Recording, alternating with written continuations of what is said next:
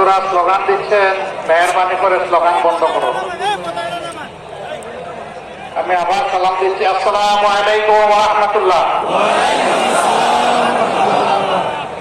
কেমন আছেন আপনারা সবাই? প্রিয় নারায়ণগঞ্জবাসী, যুগ যুগ ধরে আপনারা বড় কষ্টে আছেন। নারায়ণগঞ্জকে সন্ত্রাসের রাজধানী বানিয়ে রাখা হয়েছিল।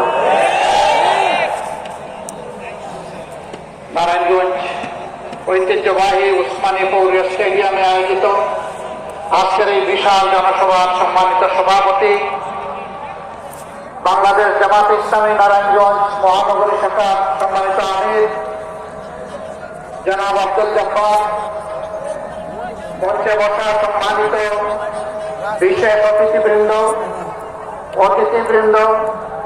বিভিন্ন শ্রেণী পেশা এবং ধর্মের সম্মানিত ব্যক্তিবর্গ, শহীদ পরিবারের সম্মানিত সদস্যবৃন্দ, আহত সহযোদ্ধাবৃন্দ, প্রিয় নারায়ণগঞ্জবাসী, সাংবাদিক বন্ধুগণ, আমি আল্লাহ তাবারক ওয়া তাআলার শুকরিয়া আদায় করছি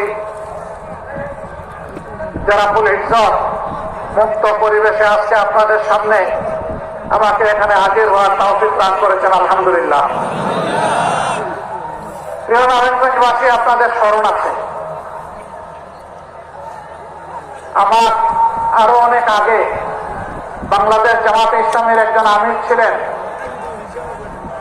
এই নারায়ণগঞ্জের গডফাদার